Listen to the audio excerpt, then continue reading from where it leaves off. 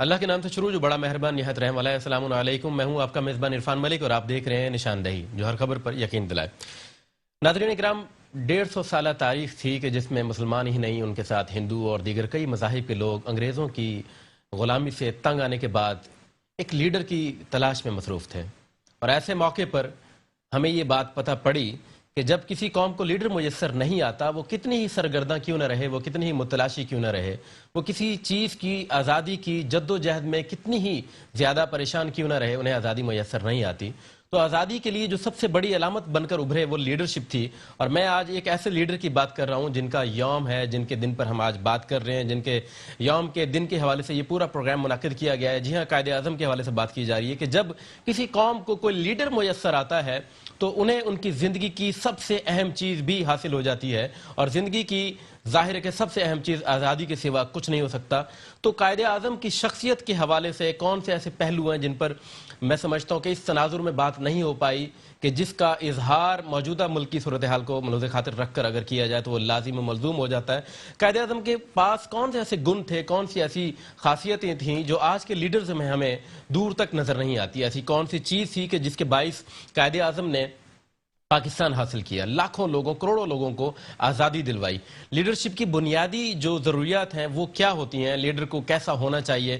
Leader کی خاصیتوں میں سب سے بڑی خاصیت کیا ہونا چاہیے؟ اور اس طرح کے دیگر پہلوؤں پر بات کرنے کے لیے آج ہمارے ساتھ اسٹوڈیو میں موجود ہیں معروف دانشور شاہ نواز فاروقی صاحب۔ جناب بہت شکریہ آپ کا۔ شاہ نواز صاحب، یہ بتائیے گا کہ قائد اعظم کو ایک استعارہ بتا کر، ایک علامت بتا کر لیڈرشپ کی پیش کیا جاتا رہا ہے، اور بلا شبہ یہ بات ہر لحاظ سے درست بھی ہے۔ آخر ایسی بنیادی کسی لیڈر کے اندر کون سی خاصیتیں ہونی چاہیے جو ایک ملک کے بننے کا سبب بن جائے؟ جی بالکل، بہت شکریہ آپ کا عرفان۔ میں اسٹینلے ولپرٹ جو قائد اعظم کے سوانح نگار ہیں ان کا ایک فقرہ آپ کی خدمت میں عرض کر دیتا ہوں۔ اسٹینلے ولپرٹ نے کہا، تاریخ میں ایسے بہت کم لوگ ہوئے ہیں جنہوں نے تاریخ کے دھارے کا رخ بدلا ہو، اس سے بھی کم لوگ ہوئے ہیں جنہوں نے جغرافیہ بدلا ہو، اور ایسا تو شاید ہی کوئی ہو جس نے ایک قومی ریاست بنائی ہو، اور قائد اعظم نے بیک وقت یہ تینوں کام کیے۔ تو اس سے آپ اندازہ کر سکتے ہیں کہ قائد اعظم جیسا ایکسیپشنل لیڈر، غیر معمولی لیڈر، نہ صرف یہ کہ برصغیر میں کوئی موجود نہیں تھا بلکہ عالمی تاریخ پر بھی اگر نظر ڈالیں تو ہمیں کوئی دوسرا قائد اعظم نظر نہیں آتا۔ تو ایک ایسے آدمی کی جو لیڈرشپ ہے وہی صرف قیام پاکستان کو ممکن بنا سکتی تھی، اور ظاہر ہے کہ قائد اعظم محمد علی جناح نے اس کو ممکن بنایا۔ شاہ نواز فاروقی کی نظر میں قائد اعظم کی شخصیت کی جو بنیادی خصوصیات ہیں ان میں سے سب سے بڑی خاصیت کیا رہی ہے؟ جی کوئی ایک خوبی نہیں ہے، ان کے اندر تو خوبیوں کی ایک پورا تسلسل ہے۔ یعنی سب سے بڑا ان کا جو وہ تھا امتیازی وصف وہ یہ تھا کہ وہ ویژنری تھے۔ یعنی کتنے لوگ ہیں جن کے بارے میں کہا جا سکتا ہے کہ وہ صاحب بصیرت ہیں؟ قائد اعظم کے بارے میں ہم وثوق سے کہہ سکتے ہیں کہ وہ صاحب بصیرت تھے۔ پھر دوسری بات ان کی یہ تھی کہ وہ ایماندار تھے، ان کو نہ جھکایا جا سکتا تھا، نہ ان کو توڑا جا سکتا تھا، نہ ان کو خریدا جا سکتا تھا۔ یہ لیڈرشپ کی ایک بہت ہی بڑی کوالٹی ہے کہ لیڈر کو نہ خریدا جا سکتا ہو، نہ ڈرایا جا سکتا ہو، نہ دھمکایا جا سکتا ہو۔ جو خاصیت بائی ڈیفالٹ ہونی چاہیے آپ اسے ایک بڑی خوبی کے طور پر بیان شاید اس لیے کر رہے ہیں کہ آج ہمیں یہ خوبی خال خال نظر آتی ہے۔ نہیں، یہ قائد اعظم کے زمانے میں بھی بہت نایاب تھی۔ یعنی قائد اعظم کے زمانے میں بھی کوئی بہت زیادہ عام خوبی نہیں تھی۔ یعنی مطلب یہ بہت سارے لیڈروں کے بارے میں اس زمانے کے کہا جا سکتا ہے کہ جنہوں نے انگریزوں کے ساتھ کمپرومائز کیا، جنہوں نے انگریزوں کے ساتھ ساز باز کی، بہت سارے رہنما اس زمانے میں ایسے موجود تھے۔ آپ کی ایمانداری سے مراد کہیں یہ بات تو نہیں ہے کہ اس وقت سودے بازی جو ہے وہ آج بھی بہت جلد ہو جایا کرتی تھی، ذاتی منفعت کا زیادہ خیال رکھا جاتا تھا؟ قائد اعظم ان تمام چیزوں کو ترک کر کے قوم کے جو فائدے ہیں ترک کر کے نہیں، وہ ان سے ماورہ تھے، وہ ترک نہیں کیا انہوں نے، ان کو ترک نہیں کرنا پڑا، وہ ان تمام چیزوں سے ماورہ تھے، اور اسی لیے وہ قائد اعظم تھے۔ صحیح، ٹھیک ہے۔ ترک کرنے اور ان کو ایک چیز کا نہ ہونا بالکل ایک خاص گہرائی رکھتا ہے۔ آج کے جو لیڈر ہیں ان کو اگر آپ قائد اعظم کی شخصیت کے ساتھ کسی حد تک کمپیئر کریں تو کتنا فاصلہ آپ کو دکھائی یہ دیتا ہے؟ قائد اعظم کا سایہ بھی نہیں ہے، جبکہ ابھی تو کچھ لوگوں کے بارے میں یہ کہا جاتا ہے اور ماضی میں بھی کہا جاتا رہا ہے ثانی قائد اعظم، تو یہ کیا چیز تھی؟ جیسے کہ مثال کے طور پر نواز شریف کے حوالے سے یہ بات ہوتی رہی ہے، آج عمران خان کے حوالے سے یہ بات کہی جاتی رہی ہے۔ عمران خان اور نواز شریف کا نام لینا قائد اعظم کے ساتھ قائد اعظم کی توہین ہے۔ کیوں؟ اس لیے کہ ان میں کوئی کوالٹی بھی ہے قائد اعظم والی موجود ہے۔ عمران خان کے حوالے سے تو یہ بات کہی جاتی ہے کہ قائد اعظم کے بارے میں عمران خان کے بارے میں کہی جاتی ہے، مگر وہ ثابت نہیں ہو سکی ابھی تک۔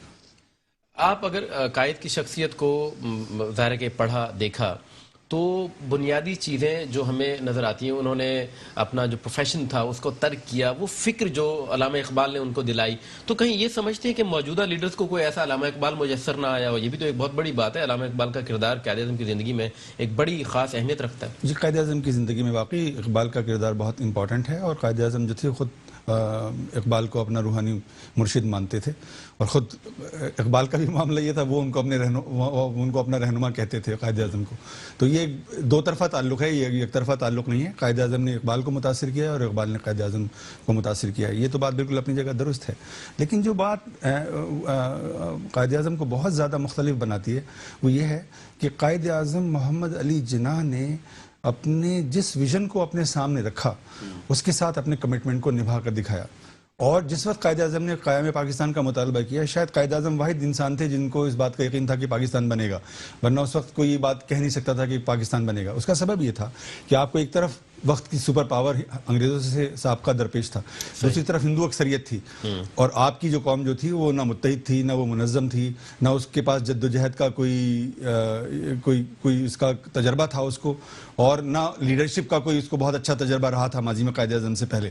ٹھیک ہے، تو کوئی چیز بھی ایسی نہیں تھی جس کو دیکھ کر یہ کہا جا سکے کہ قیام پاکستان ممکن ہو جائے گا. لیکن قائد اعظم کو دیکھ کر یہ کہا جا سکتا تھا کہ پاکستان کا قیام جو ہے وہ ممکن ہوگا، اور قائد اعظم نے ایک ناممکن کی جستجو کی اور ناممکن کو ممکن کر کے دکھایا. گویا ایک بڑے لیڈر کے لیے پیچھے ایک روحانی بیک گراؤنڈ ہونا لازم ہے. تو آج جو لیڈرز ہیں جی پیچھے کوئی ایسا روحانی بیک گراؤنڈ نظر آتا ہے؟ جی بالکل نہیں ہے، وہ روحانی بیک گراؤنڈ موجود نہیں ہے. اور میں آپ سے عرض کروں گا کہ جب آپ قائد اعظم کے بیانات پڑھتے ہیں، اور یہ بات میں نہیں کہہ رہا بلکہ ان کی جو ان پر ایک بہت اچھی کتاب لکھنے والی ہیں سلینا کریم، انہوں نے اپنی کتاب کے اندر یہ بات لکھی ہے کہ انہوں نے قائد اعظم کے بیانات جمع کیے ہیں اور پھر ان کے سورسز کو ٹریس کیا ہے، تو وہ اس نتیجے پر پہنچی کہ قائد اعظم کا کوئی بھی امپورٹنٹ بیان ایسا نہیں ہے جو قرآن مجید سے مستنبت نہ ہو، جو قرآن مجید سے ایمینیٹ ہوتا ہوا نظر نہ آتا ہو. اور میں آپ کو پورے وثوق سے اور پوری ایمانداری کے ساتھ یہ بتاتا ہوں کہ خود میں نے قائد اعظم کے ایسے 100 سے زیادہ بیانات پڑھے ہیں، ان کے 100 سے زیادہ ایسے انٹرویوز اور بیانات میری نظر سے گزرے ہیں جس میں قائد اعظم بات کر رہے ہیں اسلام کے اوپر، قائد اعظم بات کر رہے ہیں اسلامی تہذیب کے اوپر، قائد اعظم بات کر رہے ہیں رسول اکرم صلی اللہ علیہ وسلم کی سیرت طیبہ کے اوپر، قائد اعظم بات کر رہے ہیں اسلامی تاریخ کے مخفی گوشوں کے اوپر. اور وہ اس سے کیا پتہ چلتا ہے؟ اس سے پتہ چلتا ہے کہ ایک ایسی شخصیت ہے ہمارے سامنے جو اپنی تاریخ اور اپنی تہذیب میں پوری طرح سے گراؤنڈڈ ہے، اور وہ اسی میں گتھا ہوا ہے، اور اس کی جو بھی اس کا فکری سانچہ ہے اور فکری ڈھانچہ ہے وہ قرآن سے اور سنت سے اور اسلامی فکر سے اور اسلامی فکر کے بڑے ماخذوں سے وہ استفادہ کر رہا ہے. ٹھیک ہے. اچھا، دو لفظ ہیں جو بول اور چال، یہ ہمیشہ چولی دامن کے ساتھ رکھتے ہیں. آپ بول کی بات کر رہے ہیں، چال یعنی ظاہری جو وضاقتہ ہے، اس اعتبار سے قائد اعظم نے جو اس وقت حلیہ اپنایا اور جو سٹائل اپنایا، کیا وہ کوئی ٹریپ تھا، کوئی اس وقت کی ضرورت تھی؟ اسے کس تناظر میں دیکھتے ہیں؟ نہیں، ایسا نہیں. آپ ان کے لباس کی غالباً بات کر رہے ہوں گے. لباس کی دیکھیں، یہ ایک ایسی بات ہے جو خاص طور پہ میں سمجھتا ہوں کہ نوجوانوں کے دلوں میں بھی آج جہاں چیزوں کو اسلام سے جوڑا جاتا ہے، لباس کو، اگرچہ لباس کا کوئی تعلق خاص طور پہ اسلام سے نہیں ہے، یہ ایک خاص شرط ہے جسم کو ڈھکنے کی وغیرہ وغیرہ، اس طرح کی ڈیفینیشن اس کی سامنے آتی ہیں. لیکن قائد اعظم کا جو لائف سٹائل تھا، جس طریقے سے انہوں نے زندگی بسر کی اور جو ان کی ایک ظاہری وضاقتہ تھی، اس کو آپ سمجھتے ہیں سیاسی بصیرت تھی ان کی یا کس معاملے سے جوڑیں گے؟ نہیں، یہ مسئلہ نہیں ہے. دیکھیے، انسان بنی بنائی پروڈکٹ نہیں ہوتا، انسان ایوالو ہوتا ہے، انسان ارتقاء پذیر رہتا ہے، اور وہ مسلسل اپنی زندگی کے مشاہدات سے اور تجربات سے اور علم سے سیکھتا ہے اور ٹرانسفارم ہوتا ہے. ایک وقت قائد اعظم سے کسی نے کہا کہ ایک وقت تھا کہ آپ تو خود کانگریس کے اندر تھے، تو قائد اعظم نے فرمایا کہ ایک وقت تھا کہ میں اسکول میں بھی تھا. ٹھیک ہے، تو ظاہر ہے کہ وہ اسکول کا زمانہ گزر گیا، وہ کالج کے اندر آ گیا، پھر یونیورسٹی کے اندر آ گیا، پھر وہ ملک تخلیق کرنے کے مرحلے کے اندر آ گئے. تو یہی بات قائد اعظم کی ظاہری وضاقتہ کے بارے میں بھی کہی جا سکتی ہے بہت وثوق کے ساتھ، کہ یہ بالکل صحیح ہے. ظاہر ہے ان کی پوری جو تعلیم اور تربیت تھی وہ ایک طرح سے ویسٹرنائزڈ ماحول کے اندر ہوئی تھی، اس میں تو کوئی دو رائے نہیں ہے. لیکن جو ان کا باطن تھا وہ مصفہ تھا، اور ان کے لیے لباس محض ایک لباس کی حیثیت رکھتا تھا. اس کی کوئی تہذیبی معنویت ان کے لیے نہیں تھی. یعنی یہ نہیں تھی کہ احساس تفاخر کے طور پر وہ پینٹ اور شرٹ اور نیک ٹائی لگا رہے تھے اور ٹائی یا باندھ رہے تھے. کہا جا سکتا ہے اس وقت کی ضرورت کے اعتبار سے انہیں جن لوگوں سے کام لینا تھا یا جن لوگوں سے چیز نہیں, قائد اعظم نے شیروانی پہنی. قائد اعظم سے کہا گیا کہ آپ شیروانی پہنیے. قائد اعظم نے کہا کہ جب میرے دل کے اندر اس کی قبولیت پیدا ہو جائے گی تو میں شیروانی پہن لوں گا. اور پھر وہ قبولیت پیدا ہوئی اور انہوں نے شیروانی پہنی. صحیح ہے. یعنی آپ اندازہ کیجئے نا ایک ایسے آدمی کو کہ جس کی مادری زبان گجراتی ہے, جس کی تدریس کی زبان جو ہے انگریزی ہے, اور وہ اصرار کر رہا ہے اس بات کے اوپر کہ ہماری قومی زبان اردو ہوگی. جو اردو کا ایک لفظ لکھ نہیں سکتا, جو اردو کا ایک لفظ جو ہے وہ دیکھے بغیر, یعنی اسکرپٹ دیکھے بغیر وہ پڑھ نہیں سکتا, وہ آدمی یہ کہہ رہا ہے کہ ہماری قومی زبان اردو ہوگی. اس کے پیچھے ویژن تھا. اس کے پیچھے ویژن تھا ان کا. ان کو معلوم تھا کہ اردو جو ہے وہ محض ایک زبان نہیں ہے, بلکہ اس کا ہمارے مذہب سے, ہماری تہذیب سے, ہماری تاریخ سے بہت گہرا تعلق ہے. وہ ہماری تہذیب کو ریفلیکٹ کرنے والی زبان ہے, وہ ہماری تہذیب کی نمائندگی کرنے والی زبان ہے. اور اگر آپ اردو سے دور ہو جاتے ہیں تو اپنے مذہب سے کٹ جاتے ہیں. اگر آپ اردو سے کٹ جاتے ہیں تو اپنی پوری تہذیبی میراث سے کٹ جاتے ہیں, اپنے پورے تاریخی تجربے سے کٹ جاتے ہیں. کہا جاتا ہے کہ قائد اعظم نے بیسیکلی علامہ اقبال کے خواب کو ایک عملی تعبیر دی. وہ تعبیر جو قائد اعظم نے ہمیں میسر کی, اس کو اور آج کے ماحول کو آپ دیکھتے ہیں تو کوئی فاصلہ نظر آتا ہے؟ جی بہت فاصلہ ہے. حقیقت اور آئیڈیل کے درمیان ایک بہت بڑا تفاوت ہمیں نظر آتا ہے. کون لوگ ہیں جنہوں نے اس تعبیر اور آج کے پاکستان کے درمیان ایک فاصلہ پیدا کیا؟ قائد اعظم کے بعد آنے والے لیاقت علی خان ایک ایکسیپشن ہے. لیاقت علی خان کے بعد جو قیادت ہمیں میسر آئی, خواہ وہ فوجی حکمرانوں پر مشتمل ہو یا وہ سول حکمرانوں پر مشتمل ہو, ان کا قائد اعظم کے ویژن سے, ان کے نظریے سے, ان کے جدوجہد کے پورے سانچے سے, انٹل ٹوڈے, ہاں بالکل آج تک اس سے ان کا کوئی تعلق نہیں تھا. وہ صرف گفتار تھے, قائد اعظم کردار تھے. قائد اعظم نے جو کہا وہ عملاً کر کے دکھایا. قائد اعظم نے ایک بات بھی ایسی نہیں کہی جس پر انہوں نے عمل کر کے نہ دکھایا. تو یہ ڈی ٹریک کہاں سے آپ سمجھتے ہیں کہ ہوا؟ جی قائد خان صاحب کے بعد فوراً جو جی لیاقت علی خان کے بعد سے ایوب خان کی تھی غالباً. جی 58 میں ایوب خان نے ماشاءاللہ تو 58 میں لگایا, لیکن وہ 1954 سے امریکیوں کے ساتھ رابطے میں تھے, اور وہ امریکیوں کو بتا رہے تھے کہ جو پاکستان کے سیاستدان ہیں وہ بڑے بدعنوان ہیں اور وہ بڑے نااہل ہیں اور وہ پاکستان کو تباہ کرنے والے ہیں. اور انہوں نے کہا کہ فوج جو ہے وہ کبھی بھی سیاستدانوں کو یہ تباہ نہیں کرنے دے گی. اور انہوں نے قائد اعظم کے ویژن کے بالکل برعکس اقتدار پر قبضہ کر لیا, جس کا ان کو کوئی نہ آئینی حق حاصل تھا, نہ کوئی تاریخی اور تہذیبی اور سیاسی حق حاصل تھا. وہ پاکستان کو اپنے جو ڈی ٹریک کرنے کی جو بنیاد ڈالی وہ ایوب خان نے ڈالی. جی کوئی شبہ نہیں اس میں. اور اس میں اس بنیاد کی جو سیلیں تھیں وہ کتنی مضبوط تھیں؟ آیا وہ اتنی تھیں کہ اس کے بعد سیاسی قیادت اسے بدل نہ سکے, یا وہ اتنی مضبوط تھیں کہ بدلنے کی کوشش کی گئی اور وہ ناکام رہے سیاسی قیادت؟ پاکستان جو ہے وہ پاکستان کے لوگوں کی بدقسمتی یہ ہے کہ ان کو ہمیشہ فوجی عامر اور سول عامر میں سے کسی ایک کا انتخاب کرنا پڑتا ہے. یعنی ہماری بدقسمتی یہ ہے کہ ہمیں جو سول قیادت فراہم ہوئی وہ بھی عامریت سے لبریز ہے. یعنی اس کی پوری شخصیت, خواہ وہ بھٹو صاحب ہوں, خواہ وہ نواز شریف صاحب ہوں, خواہ وہ عمران خان صاحب ہوں, خواہ وہ کوئی اور ہو, تو وہ مطلب سول عامریت کا ایک مظہر ہے. اس سول عامریت سے مراد کیا ہے آپ کی؟ سول عامریت سے مراد یہ ہے کہ وہ نہ آئین کو مانتے ہیں, نہ وہ قانون کے قائل ہیں, نہ وہ جمہوریت کو ان ٹوٹو مانتے ہیں. اگر وہ جمہوریت کو مانتے ہوتے تو نواز شریف کی اپنی پارٹی کے اندر, پیپلز پارٹی کے اندر جمہوریت ہوتی کہ نہ ہوتی. تو ان کے اندر اگر جمہوریت نہیں ہے تو اس کا مطلب ہے کہ وہ ڈیموکریٹک تو نہیں, ڈیموکریسی کا نام ضرور لیتے ہیں وہ, لیکن ان کی جو پارٹی کے اندر جمہوریت سے مراد ان کی قیادت بدلتی رہی ہے.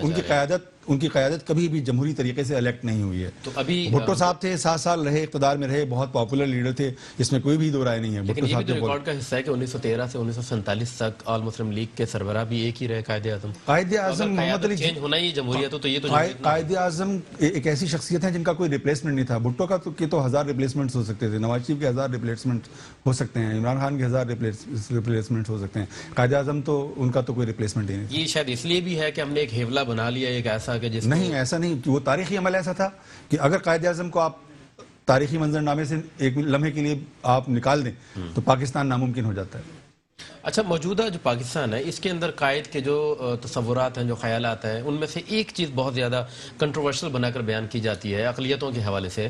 تو قائد اعظم کی جو سوچ تھی, کیا آج وہ اقلیتوں کے اعتبار سے کیا فلفل نہیں کی جا رہی؟ واقعی جو یہاں کی اقلیتیں ہیں وہ کسی تحفظ کا شکار ہیں؟ کیا آپ دیکھتے ہیں؟ جی میں یہ سمجھتا ہوں کہ اقلیتوں کے بارے میں قائد اعظم نے جو کہا وہ اسلام کے تقاضوں کے عین مطابق ہے.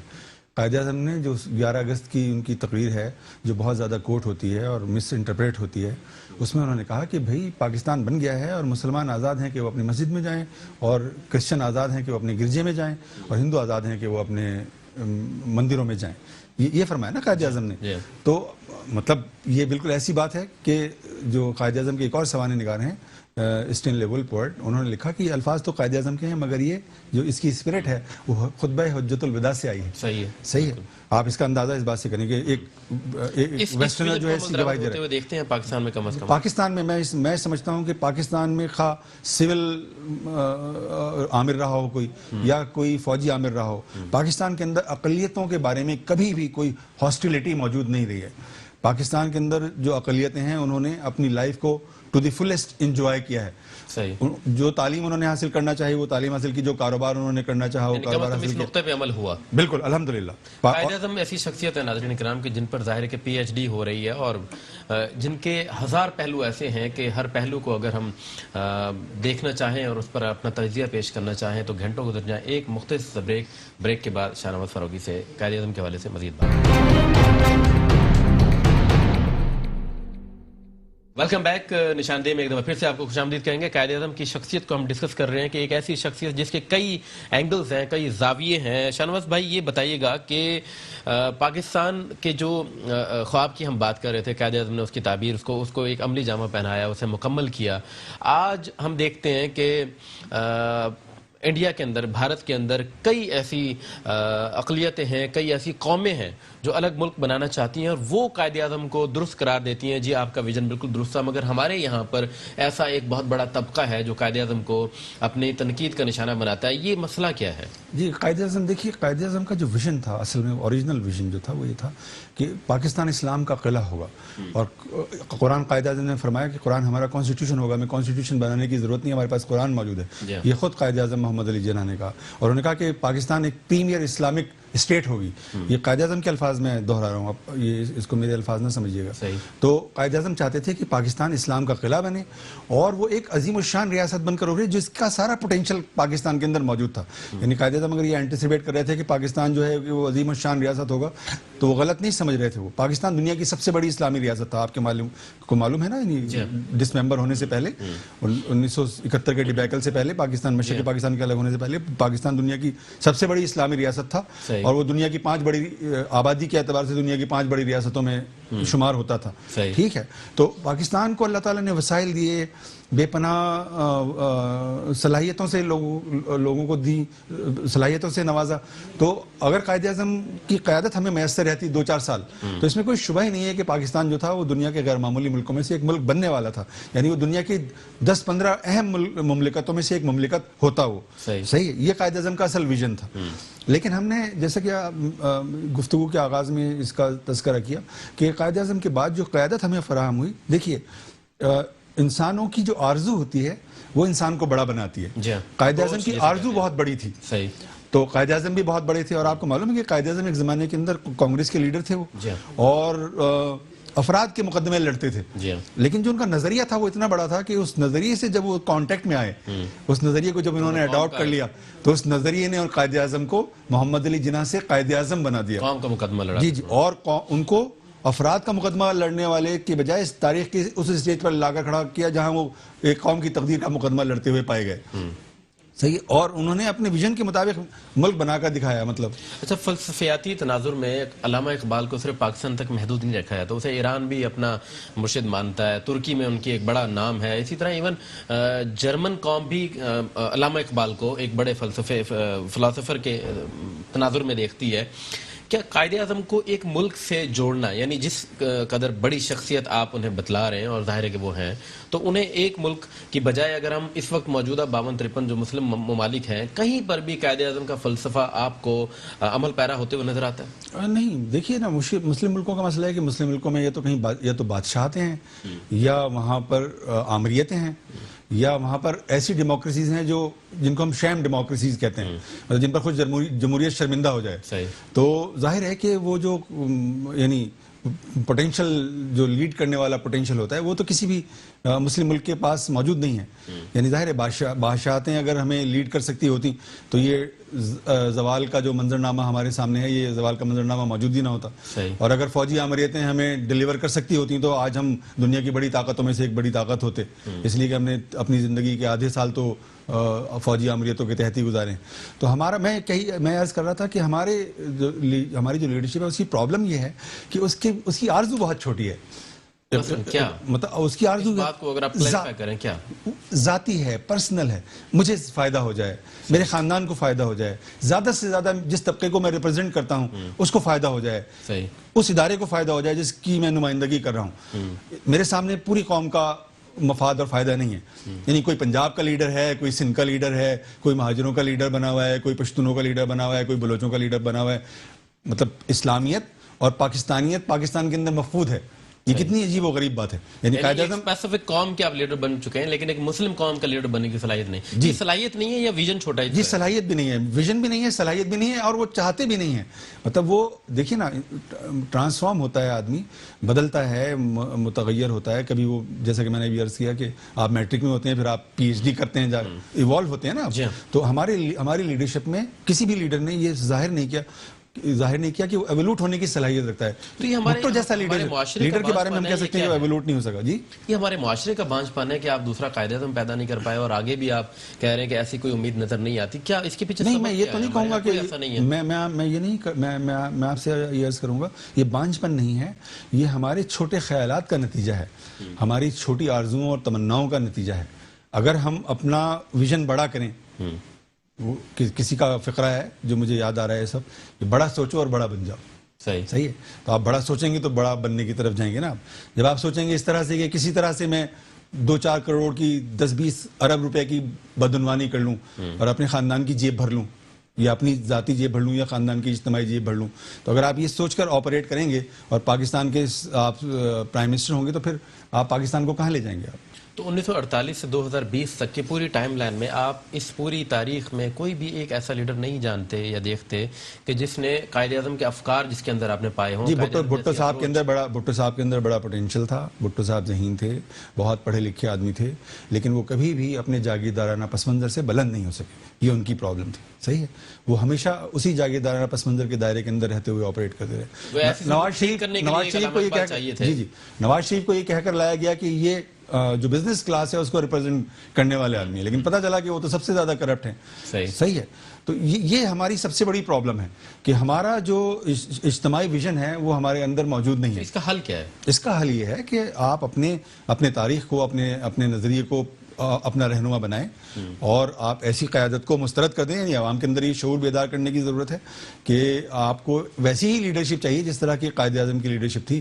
تو اگر ایسی لیڈرشپ آپ کو اویلیبل نہیں تو آپ کائنڈلی ان کو اپنا رہنما نہ بنائیں، اپنے سر پر مسلط نہ کریں. اگر آپ مسلط کریں گے تو پھر اس کا وہی نتیجہ نکلے گا. تو کیسے شعور آئے گا؟ سینکڑوں اخبارات ہیں، سینکڑوں میڈیا چینلز ہیں، ہزاروں لکھنے والے ہیں، لاکھوں پڑھنے والے ہیں، سوشل میڈیا ہے جس پر اب کروڑوں لوگ انٹریکٹ کر رہے ہیں. تو پھر تبدیلی کے لیے کیا چاہیے؟ میں آپ سے پوچھنا چاہتا ہوں کہ اگر پاکستان کے اندر 1000 چینلز کام کر رہے ہیں اور 500 اخبارات نکل رہے ہیں مثال کے طور پر، تو ان میں کتنے چینلز ایسے ہیں، کتنے اخبارات ایسے ہیں جو واقعی ہمارے جو قومی مقاصد ہیں ان کو فروغ دینے کے لیے کام کر رہے ہیں؟ تو پھر کون سی طاقت ہے جو انہیں چلا رہی ہے اور ان مقاصد کو فروغ نہیں دے پا رہی؟ ان کا بزنس انٹرسٹ، یعنی ان کی بھی اپروچ چھوٹی ہے. جی یہی تو مشکل ہے. تو بڑی اپروچ اور بڑے مقاصد کے لیے چینلز، اخبارات، یہ جو فضا ہے یہ کیسے قائم ہوگی؟ آپ چونکہ ایک اخبار کے چیف ایڈیٹر بھی ہیں، آپ بھی ان چیزوں کو سمجھتے ہیں. سیاسی جماعتوں کا یہ کام تھا کہ وہ عوامی شعور کو بیدار کرنے کے لیے، اس کو بلند کرنے کے لیے کام تھے. ذرائع ابلاغ کے بارے میں خود قائد اعظم نے کہا کہ جب ذرائع ابلاغ اور قوموں کا عروج و زوال ایک ساتھ ہوتا ہے، یعنی جب قوم کسی عروج کی طرف جاتی ہے تو اس میں کہیں ذرائع ابلاغ کا کوئی نہ کوئی کنٹریبیوشن ضرور ہوتا ہے. اور ہم تحریک پاکستان کے دوران جو ہمارا سو کالڈ مسلم پریس تھا، اس کے کردار کو دیکھ کر ہم یہ کہہ سکتے ہیں کہ واقعی ایسا کردار تھا جو قوم کو اوپر لے جانے والا تھا. صحیح ہے. مطلب ایک زمانہ تھا کہ ہماری جو صحافت تھی وہ ایک مشن تھی، اب ایک کاروبار ہے. اور کاروبار بھی ہم کاروبار کی طرح نہیں کر رہے ہیں، اس میں بھی بے ایمانیاں کر رہے ہیں. مطلب ہزار طرح کی قدغنیں ہیں. کچھ وہ قدغنیں ہیں جو ہمارے حکمران طبقے نے ذرائع ابلاغ کے اوپر لگائی ہوئی ہیں، کچھ قدغنیں وہ ہیں جو مالکوں نے اپنے اوپر لگائی ہوئی ہیں، کچھ قدغنیں ایسی ہیں جو صحافیوں نے خود اپنے اوپر عائد کی ہوئی ہیں. سیلف سینسرشپ جس کو آپ کہتے ہیں. تو اس میں سچ کا اظہار ممکن ہی نہیں ہے. جیسے کہ قائد اعظم کی ذات کو وکالت سے اور سیاست سے اور دیگر شعبوں سے جوڑا جاتا ہے، صحافت بھی ایک ایسا بڑا شعبہ ہے جو قائد اعظم نے 9 اخبار کی ایک بنیاد رکھی اور آج وہ ملک کا ایک بڑے اخبارات میں سے ایک ہے. تو یہ صحافی تناظر جو پس منظر ہے قائد اعظم کا، وہ کیا تھا اور آج کی جو صحافت کو آپ دیکھتے ہیں اس میں جو فرق ہے وہ کیا ہے؟ جی میں نے آپ سے عرض کیا نا کہ قائد اعظم نے کہا کہ قوموں کا عروج و زوال اور صحافت کا جو عروج و زوال ہے وہ انٹرلنکڈ ہے، ایک دوسرے کے ساتھ منسلک ہے. صحیح ہے. یعنی جب صحافت واقعی خود عروج کی طرف جاتی ہے تو قوم کو بھی عروج کی طرف لے جاتی ہے. طاقتور کون ہے صحافت اور قوم میں سے؟ قوم جب قوم زوال کا شکار ہے تو صحافت بھی ظاہر ہے کہ زوال کا شکار ہوگی. جی قوم دیکھیے یہ بالکل ٹو وے ریلیشن شپ ہے. یعنی قوم کے مجموعی مزاج کا، اس کے مجموعی رویے کا اثر صحافت کے اوپر پڑتا ہے، اور صحافت کے مجموعی رویے کا اثر قوم کے مزاج کے اوپر پڑتا ہے. ذرائع ابلاغ میں اتنی طاقت ہے کہ یہ جی قوموں کوئی کو شبہ بدل نہیں، سکے. کوئی شبہ نہیں. یہ ذرائع ابلاغ کے اندر یہ طاقت ہے کہ وہ قوموں کو بدل بھی سکتے ہیں اور بگاڑ بھی سکتے ہیں. نہیں، مجھے یہ بات بتائیے کہ میں جو ایک چیز مجھے سمجھ میں نہیں آ رہی وہ یہ کہ ہمارے موجودہ جو صحافت کا ایک بہت بڑا طبقہ ہے، ایک بہت بڑا حلقہ ہے. قائد اعظم کے یوم کے حوالے سے آج ہم بھی بات کر رہے ہیں، سینکڑوں اور بھی چینل ہیں جس پر بات کر رہے ہوں گے، لیکن اس مقصد کو پورا نہیں کیا جا رہا. تو مجھے وہ کسی ایک نامعلوم شخص کا جملہ یاد آ رہا ہے کہ ہم میں کچھ لوگ ہیں جو ہم سے زیادہ طاقتور ہیں. تو واقعی ایسا کوئی طبقہ ہے جو اس پر اگر آپ قائد اعظم کا ذکر صرف قائد اعظم کے یوم وفات اور یوم پیدائش پر کریں گے اور پورے سال آپ قائد اعظم کو بھولے رہیں گے، ان کے ویژن کو بھولے رہیں گے، ان کے اصولوں کو بھولے رہیں گے، اور آپ کی خبر کے اوپر، آپ کی نظر کے اوپر، آپ کے تجزیے کے اوپر قائد اعظم کے اصولوں کا کوئی اثر نہیں ہوگا، اور آپ اس سے بے نیاز ہو کر آپریٹ کر رہے ہوں گے، تو پھر قوم کیسے تبدیل ہوگی، اس میں انقلاب کیسے ہوگا؟ بہت شکریہ. شاہ نواز فاروقی صاحب ہمارے ساتھ موجود تھے، اور ان کا آخری یہ جملہ میں سمجھتا ہوں کہ پورے پروگرام کا ایک نچوڑ ہے کہ جب آپ قائد اعظم جیسی بڑی شخصیت کو اگر قومی حیثیت سے دیکھا جائے صرف ایک ملک کے ساتھ جوڑ لیں اور ان کے تمام عوامل کو صرف ایک دن کے ساتھ باندھ دیں، تو ظاہر ہے کہ کسی قسم کی کوئی تبدیلی کی توقع رکھنا میرا خیال ہے کہ عبث ہے. تو اس کا حل کیا ہو سکتا ہے؟ وہ یہی کہ قائد اعظم کے افکار ہوں یا علامہ اقبال کی باتیں ہوں، ان کو صرف ایک دن کے ساتھ جوڑنا قائد اعظم کے ساتھ یا اپنے ساتھ یہ ایک بہت بڑی زیادتی ہوگی. اگر ہم چاہتے ہیں کہ وہ ملک جس کا خواب علامہ اقبال نے دیکھا، جس کی تعبیر قائد اعظم نے ہمیں دلوائی، ہم اس کو آج بھی زندہ و جاوید دیکھنا چاہتے ہیں، تو یہ ضروری ہوگا کہ آپ قائد اعظم کے افکار کو 365 دنوں کے اندر ہر دن میں ان کا ذکر کریں، ان کا پرچار کریں، اور اس کی سربلندی کے لیے اٹھ کھڑے ہوں. Welcome back. نشاندہی میں ایک دفعہ پھر سے آپ کو خوش آمدید کہیں گے. ناظرین کرام، بلوچستان کے حوالے سے ہم بات کرنا چاہ رہے ہیں، اور میں اس صوبے کو سمجھتا ہوں کہ یوم قائد کے حوالے سے یہ قائد کا صوبہ تھا، جہاں پر زیارت میں جا کر قائد اعظم جو ہے وہ استراحت فرمایا کرتے تھے. قائد اعظم کا زیادہ تر وقت بلوچستان کے شہر زیارت میں گزرتا تھا. آج قائد کے اس صوبے کی حالت زار کیا ہے؟ صرف اور صرف میں کراچی ٹو کوئٹہ جو CDR ہائی وے کہلاتا ہے، اسے مقامی اخباری زبان میں بلکہ انٹرنیشنلی اخباری زبان میں قاتل ہائی وے بھی کہا جاتا ہے. کیوں کہا جاتا ہے؟ یہ کتنا ضروری ہے بلوچستان کے عوام کے لیے، یہ کس قدر لازم ہے؟ اس پر کچھ فیکٹ اینڈ فگر آپ کے سامنے رکھوں گا، اور فیکٹ اینڈ فگر سامنے رکھنے کے بعد میں اپنی بات کو جاری رکھوں گا. اس کو آپ یوں کہہ لیں کہ کہا جاتا ہے، کیا جاتا ہے، یہ وہاں کی یعنی سرکاری جو ادارے ہیں ان کا ایک فیکٹ اینڈ فگر ہے جو میں سامنے رکھ رہا ہوں کہ 2238 لوگ گزشتہ 10 برسوں میں بلوچستان کے اندر دہشت گردی کا شکار ہوئے.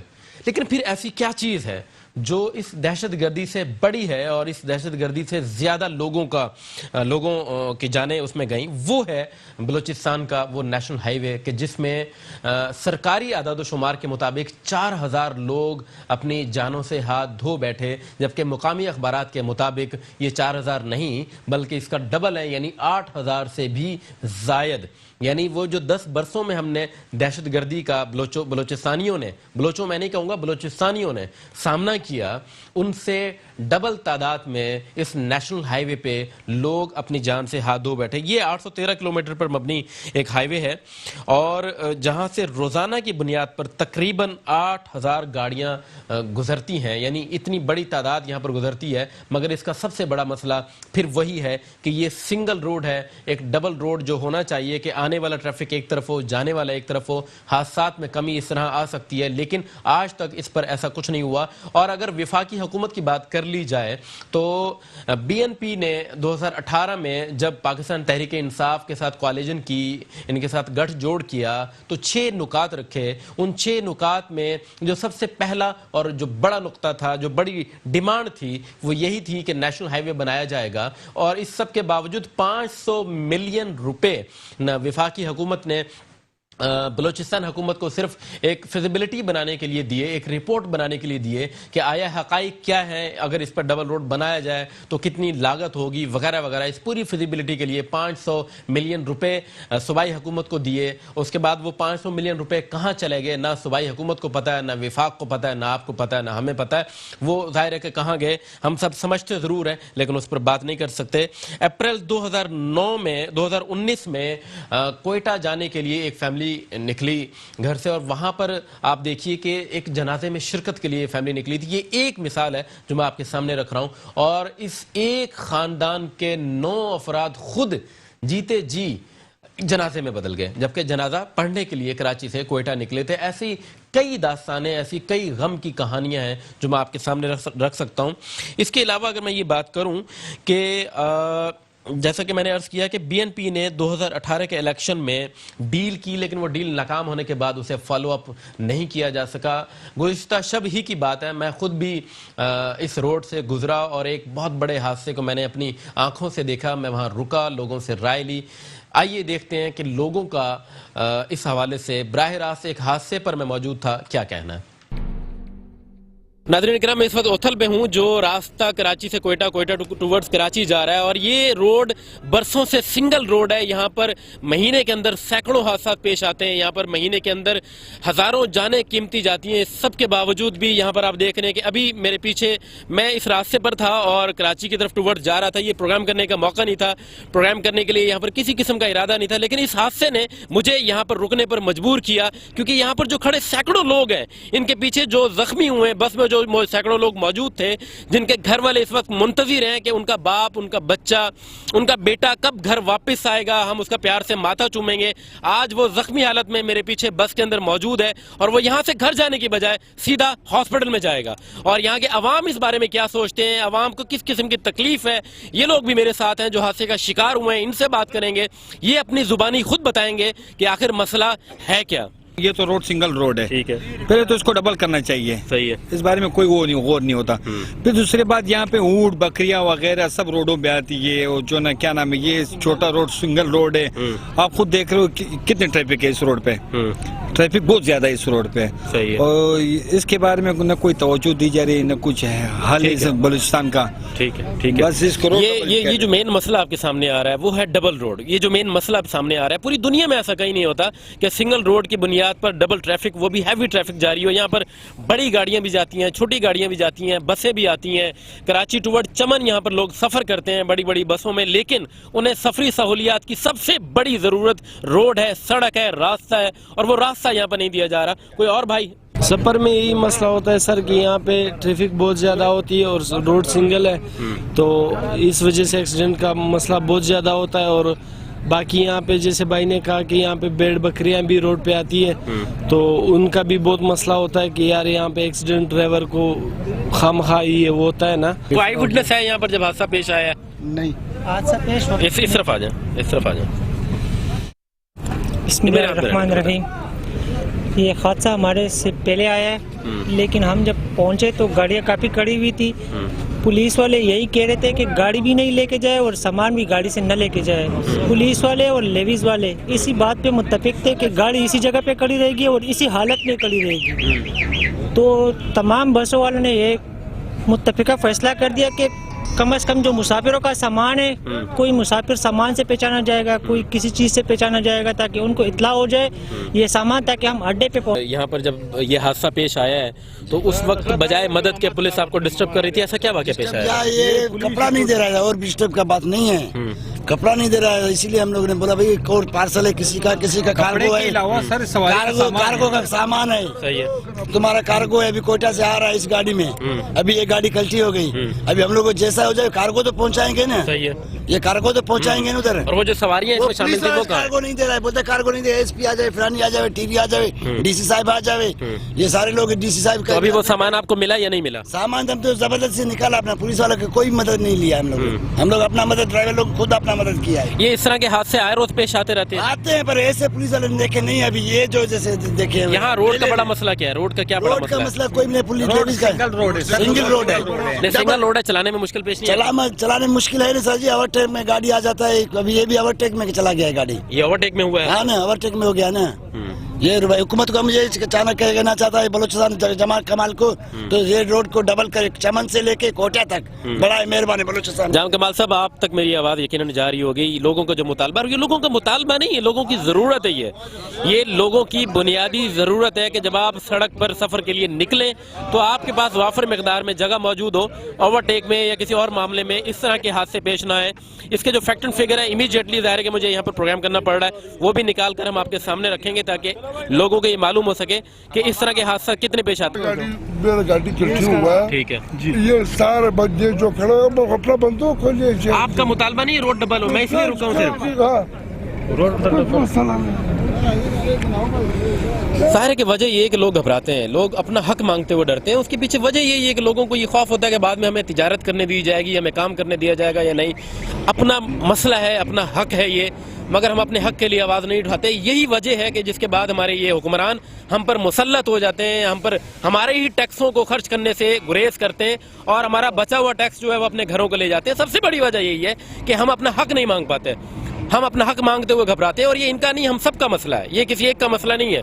हम जब तक अपना हक ले नहीं लेते तब तक हम इसी तरह परेशान होते रहेंगे। यहाँ पे ऐसे वाक़यात हर टाइम होते हैं, हमारे हुक्मरानों से अपील है कि इस सड़क को डबल किया जाए। हर टाइम ये सिस्टम होते हैं, कोई मीडिया वाले यहाँ नहीं पहुँच सकते, ऐसा कोई सिस्टम यहाँ पर नहीं है। ये हो गया गुजदार से रोड डबल किया जाए, रोड डबल किया जाए। हमारे हुक्मरानों से अपील है, ये पंजाब सिंध के सारे रोड डबल हो गए हैं भाई। बहुत शुक्रिया, बहुत शुक्रिया। रोड डबल किया जाए, ज़ाहिर है यही एक मुतालबा है। आइए आगे आइए। ये आप देख रहे होंगे, आपको ये बस नज़र आ रही होगी जो हादसे का शिकार हुई है। और यहाँ ये वाक़यात पेश आना कोई नई बात नहीं है। यहाँ आए रोज़, हर दिन, हर रोज़, हर महीने इस तरह के दसियों वाक़यात पेश आते हैं। सैकड़ों लोग मौत का शिकार होते हैं, हज़ारों लोग ज़ख्मी होते हैं। मगर इस सब को देखने के बावजूद भी हुक्मरानों की आंखों में किसी किस्म का कोई शर्म और हया का मामला हमें दिखाई दूर तक नहीं नज़र देता। अगर हादसे नज़र आते हैं तो सिर्फ हादसे ही हैं जो हमें दिखाई देते हैं। इन हादसों के बाद हुक्मरानों की आंखों में छुपा हुआ जो हया का और शर्म का मामला है वो दूर तक दिखाई नहीं देता। और जाहिर है कि हम ये समझते हैं कि आइंदा भी दिखाई नहीं देगा, क्योंकि ये ट्रैक रिकॉर्ड है और ट्रैक रिकॉर्ड हमें बता रहा है कि कभी भी तब्दीली नहीं आने वाली। रोड पे सफर करते रहते हैं आप? हाँ, तो ये सिंगल रोड होने की वजह से किस किस्म की मुश्किलात आप? खास इसी किस्म की सिंगल रोड की वजह से ये तो हर रोज ये हादसा आएगा, हर रोज ये पेश आएगा। बस ये कौन सा रोड है? कोयटा से कराची जाने वाला? कराची जाने वाला जी। तो आप जब भी सफर करते हैं इस तरह का हादसा कोई हुआ होता है? ये हर रोज हफ्ते में एक बार लाजमी होगा ऐसा। लोग यहाँ पर मर कट करके डबल होते रहेंगे, ये रोड डबल नहीं होने वाला। Welcome back. आपने देखा कि लोगों ने इस पर क्या राय दी। ये सामने के मनाजिर हैं जिनका मैं खुद आई विटनेस हूँ। आप लोग जो सुन रहे हैं, देख रहे हैं, आप में से कई ऐसे लोग होंगे जो ऐसे हादसात के ऐनी शाहिदीन होंगे। क्या ये सवाल पैदा होता है कि कायद के इस सूबे के साथ ये जो रवैया वफाकी हुकूमत शुरू से रखते हुए आ रही है, इस लिहाज से बलूचिस्तानियों को देखा जाए तो क्या उनका शिकवा, उनका गिला गलत है? क्या 40,000 किलोमीटर वहाँ पर सड़कें मौजूद हैं, उन 40,000 किलोमीटर सड़कों पर एक भी सड़क ऐसी नहीं है, इक्का दुक्का जो शहरी इलाकों में है, हाईवेज में से जो डबल हो, तो क्या ये बलूचिस्तान का हक नहीं है? क्या बलूचिस्तान के हक पर हम इसलिए बात नहीं कर सकते क्योंकि हमारा पड़ोसी मुल्क ये राय देता है कि बलूचिस्तान के लोग बागी सोच रखते हैं, जबकि ऐसा हरगिज़ नहीं है। बलूचिस्तान के लोग मुल्क से हम और आपसे ज़्यादा मोहब्बत करते हैं, वो अपना हक मानते हैं। क्या बलोचों को, बलूचिस्तानियों को उनका हक नहीं मिलना चाहिए? इस पर सोचिएगा। मुझे इजाज़त दें। अपने अगले प्रोग्राम तक के लिए अल्लाह हाफिज़।